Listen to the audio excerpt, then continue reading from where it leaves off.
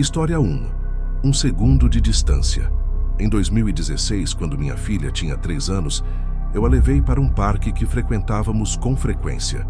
Era um fim de semana quente e ensolarado, e o parque estava anormalmente cheio.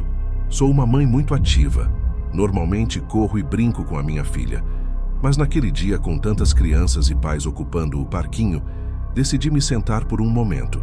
Só um momento. Mesmo assim, não me distraí. Não estava lendo, nem no celular, nem conversando. Meus olhos não se afastaram dela. Eu fiz questão disso. Na época eu tinha 21 anos, jovem, pequena, com pouco mais de 1,50 m e 52 quilos. As pessoas frequentemente me confundiam com uma babá adolescente em vez da mãe dela. Mas eu era extremamente protetora com minha filha, especialmente porque o pai dela nunca foi presente. Ela não o conhecia. Eu não trazia homens para perto dela, e além dos meus irmãos, ela não estava acostumada a conviver com homens, especialmente homens com barba. Eles a assustavam. O que aconteceu a seguir, eu ainda consigo ver com clareza. Foi como um pesadelo. Me ajoelhei, segurei a mãozinha dela e disse suavemente: "Estou bem aqui, meu amor. Vou estar te olhando." Ela assentiu e foi em direção ao balanço, que ficava a poucos passos de distância. No meio do caminho, ela se virou. Seu cabelo dourado brilhou ao sol quando ela olhou para trás com o maior e mais brilhante sorriso e acenou para mim. E foi quando eu ouvi. Um homem. Pele morena, barba, roupas casuais. Casual até demais. Ele se moveu rápido, sem esforço, como se pertencesse àquele lugar. Como se já tivesse feito isso antes. Ele segurou a mão dela e começou a andar em direção ao estacionamento. Meu cérebro demorou meio segundo para entender o que estava vendo. Meio segundo a mais do que eu podia me permitir. Então comecei a correr. Meu coração batia tão forte que eu podia ouvi-lo nos meus ouvidos. Alcancei-os e agarrei a mão dela com as 2 mãos, puxando-a de volta. "Que diabos você pensa que está fazendo?" Minha voz tremia, mas eu mantive minha posição. O homem congelou. Seus olhos se arregalaram, como se ele não esperasse ser impedido. Ele começou a gaguejar, tropeçando nas palavras. É sua filha. Ela veio até mim.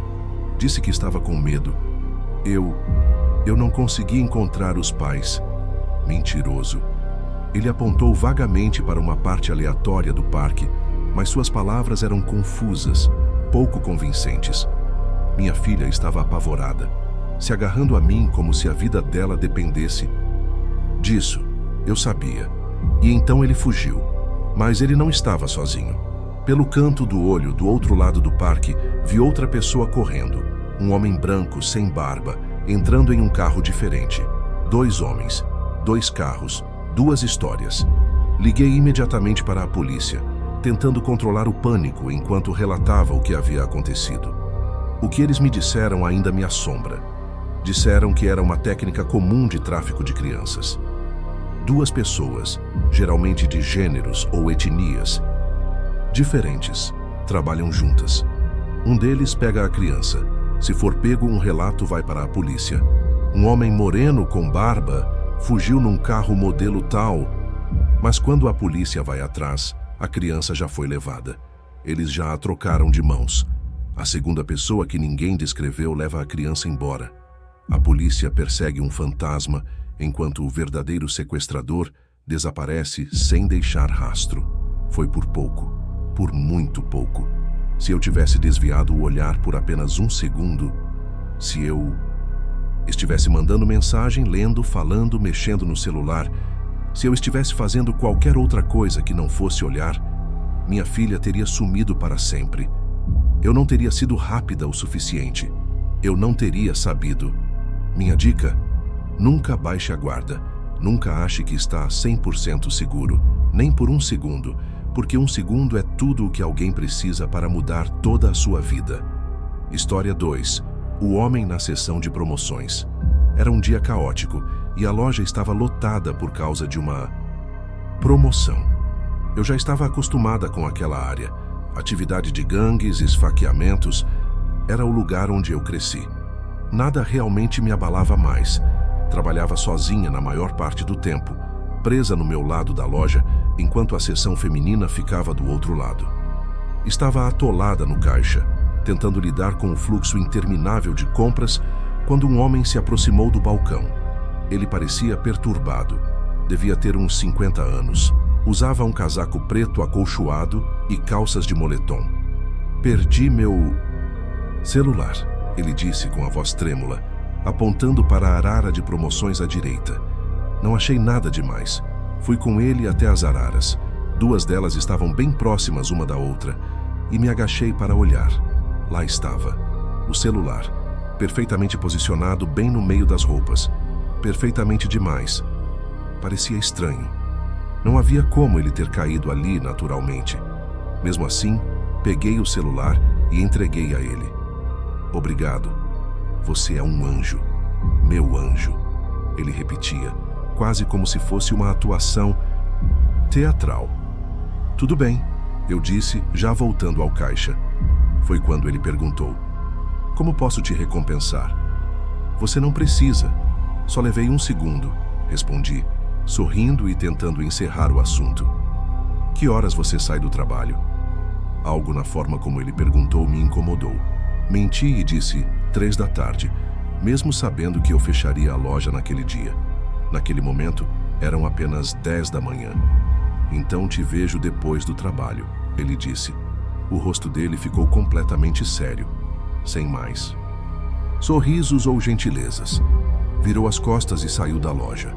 Tentei me convencer de que foi apenas um encontro estranho, nada com que me preocupar. O dia se arrastou. Quando finalmente fechamos, já eram por volta das 8 da noite. Minhas colegas e eu trancamos tudo e começamos a ir embora juntas. Eu, como sempre, fui ficando para trás. Era quieta, não interagia muito. E assim que pisei do lado de fora, lá estava ele, o homem, sentado no banco, observando a gente. Meu estômago virou. Ele não estava apenas passando. Ele estava esperando. Tentei caminhar perto das minhas colegas, mas senti o olhar dele cravado em mim à medida que me aproximei. Ele se levantou e começou a vir em minha direção. "Quero te levar para tomar um drink", ele disse, chegando mais perto, "para te agradecer." "Eu não posso. Preciso voltar. E eu tenho só 17 anos. Me virei para ir embora, tentando manter a calma e não chamar atenção. Mas antes que eu pudesse dar outro passo, ele agarrou meu braço. "Vem comigo." O aperto ficou mais forte. Ele começou a me puxar em direção a um beco. O pânico tomou conta. Olhei para o beco. Lá estava, parado, um carro preto. A porta de trás estava aberta. E um homem de pé ao lado segurava a porta. "Vamos logo", disse ele, puxando com mais força. Minha mente gritava para eu correr. Mas eu ainda tentava ser educada, tentava argumentar. "Por favor, eu preciso ir. Eu realmente não posso." O rosto dele mudou. A expressão ficou vazia. Ele me puxou com mais força. Eu senti quão forte ele era. Foi aí que o instinto de lutar ou fugir se ativou. Me joguei no chão. Desabei como se estivesse inconsciente. E ele me soltou. Não esperei. Eu corri. Disparei até o ponto de ônibus com o coração martelando no peito e as pernas quase falhando de tanto nervoso. Não olhei para trás. Assim que cheguei ao ponto, liguei para o meu namorado. Ele foi me buscar imediatamente. Mas eu estava tão abalada que não consegui contar tudo. Nunca liguei para a polícia. Não sei porquê. Talvez eu achasse que ninguém acreditaria em mim. Talvez eu mesma estivesse tentando me convencer de que não era tão grave assim. Mas no fundo, eu sabia. Anos depois, contei para a minha mãe.